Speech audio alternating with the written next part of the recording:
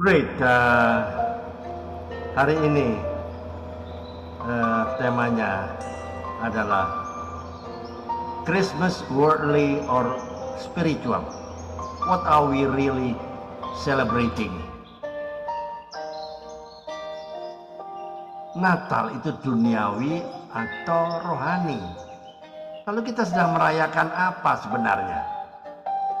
Alright, welcome back in this Andre Sabat channel. My quality time with Jesus. Teman-teman, sahabat-sahabat rohani yang dikasihi Tuhan. Saya mau nanya jujur hari ini ya.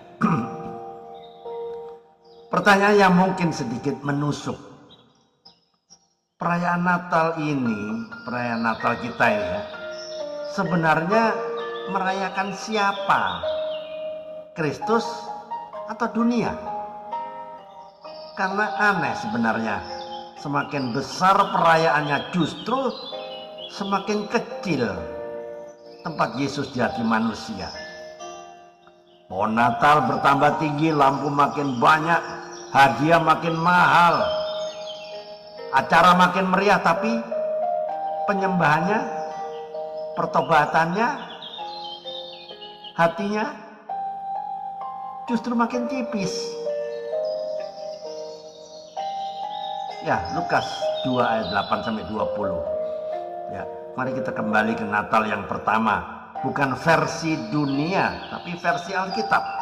Ada gembala yang berjaga-jaga, ada malaikat yang datang bawa kabar, ada kemuliaan Tuhan, ada pujian surgawi, ada gerakan hati untuk mencari Yesus. Ada penyembahan. Tidak ada dekorasi.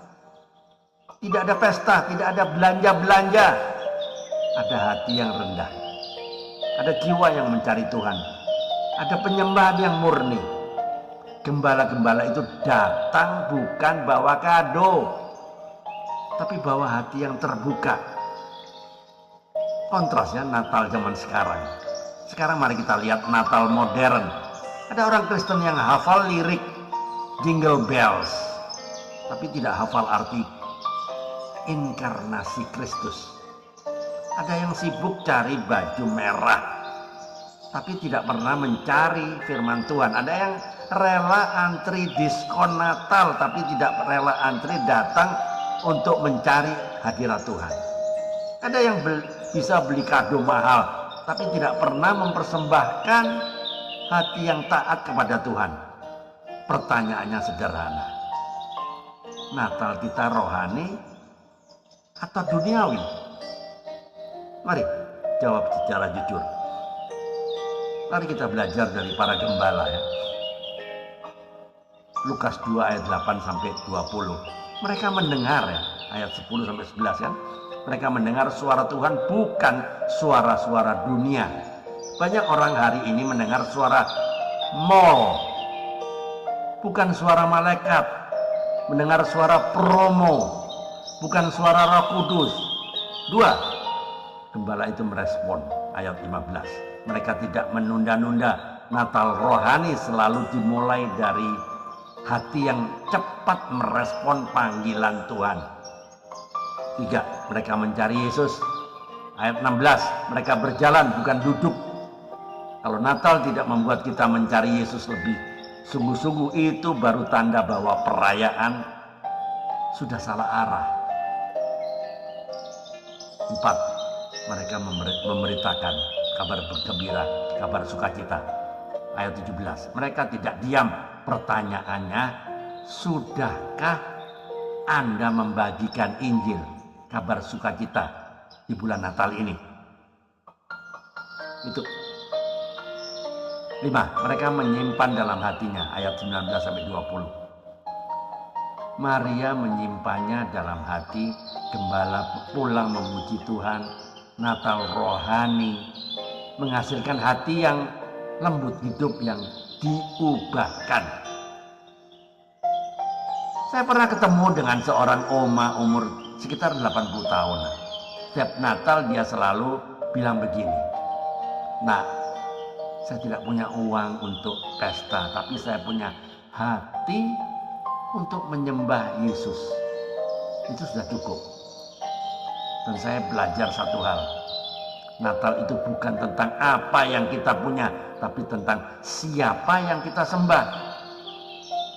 Ada anak kecil yang kalau ditanya, "Dek, Natal itu tentang apa sebetulnya, Dek?"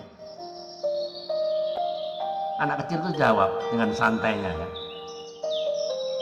Natal itu ya about hadiah, pohon, dan Santa Claus maksudnya. Ibunya langsung tepuk jidat, aduh, sambil bilang, "Astaga, Injil apa yang kau dengar selama ini, Nak?" Kadang begitu juga dengan orang dewasa, badan besar, umur besar, tapi pengertian tentang Natal masih seperti anak kecil, anak TK. Christmas is not a season of celebration, it's a season of revelation. Natal bukan musim perayaan, Natal adalah musim pewahyuan. So don't decorate your house for Christmas while your heart remains empty of Christ. Jangan menghias rumah Anda untuk Natal sementara hati Anda kosong dari Kristus. The world celebrate Christmas, but only the saved celebrate Christmas. Dunia merayakan Natal, tapi hanya orang yang diselamatkan yang merayakan Kristus. Jadi pesan moralnya apa? Teman-teman, pesan moralnya jelas, ya. Natal bukan tentang apa yang terjadi di luar, tapi tentang apa yang terjadi di dalam diri kita, di dalam hati kita.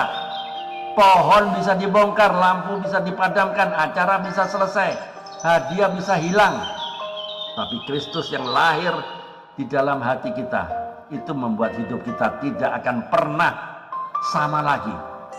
Jadi closing statementnya, dengar baik-baik. Mari tahun ini kita pulangkan Natal kepada pemiliknya, Yesus Kristus. Biarlah perayaan diganti penyembahan, hingar-bingar diganti perenungan, rutinitas diganti pertobatan, tradisi diganti transformasi. Natal bukan sekedar tanggal di kalender, Natal adalah perjumpaan pribadi dengan Kristus. Perhatikan, jawab jujur pertanyaan ini dan renungkan, ya.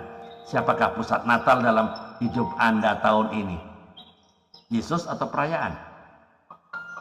Jujurlah, apa yang paling menyita waktu, pikiran, dan sumber daya Anda saat Natal itu tiba? 2. Apa satu kebiasaan duniawi yang paling sering mengalihkan perhatian Anda dari mencari hadiratnya di musim Natal? Tuliskan 1 atau 2 hari konkret yang akan Anda kurangi atau Anda tinggalkan. 3. Kapan terakhir kali Anda sungguh-sungguh menyembah? Bukan sekedar bernyanyi saat merayakan Natal. Ingat satu momen ketika hati Anda benar-benar tersentuh. Apa yang membuat momen itu berbeda? Terakhir, satu langkah konkret apa yang akan Anda ambil tahun ini supaya Natal Anda menjadi lebih rohani dan membawa perubahan nyata dalam hidup. Buatlah rencana kecil, ya, dan terukur, misalnya berdoa 15 menit sehari atau berapalah, mengajak satu orang ke persekutuan, memberi dengan tujuan rohani, atau berpuasa sejenak. Itu tolong jawab di kolom komentar, tuliskan di kolom komentar. Saya akan baca satu persatu. Ya, Tuhan Yesus yang baik, terima kasih untuk Natal yang sejati, bukan tentang gemerlap dunia, tapi tentang Engkau yang datang menyelamatkan kami. Tuhan, pulihkan hati kami, jauhkan kami dari Natal yang duniawi, bawa kami kepada Natal yang rohani, yang penuh penyembahan, pertobatan, dan ketaatan. Jadikan kami seperti para gembala, hati yang mendengar, langkah yang merespon, mata yang mencari Engkau, dan mulut yang memberitakan Engkau. Biarlah kelahiran-Mu terjadi bukan hanya di kandang Bethlehem, tapi di dalam hati kami. Di dalam nama Tuhan Yesus Kristus, kami berdoa dan mengucap syukur. Amin. Keep on fire, keep on moving. Tiada hari tanpa bersaksi tentang Kristus, tiada hari tanpa memenangkan jiwa. Ayo mikir, Tuhan Yesus memberkati. Amin.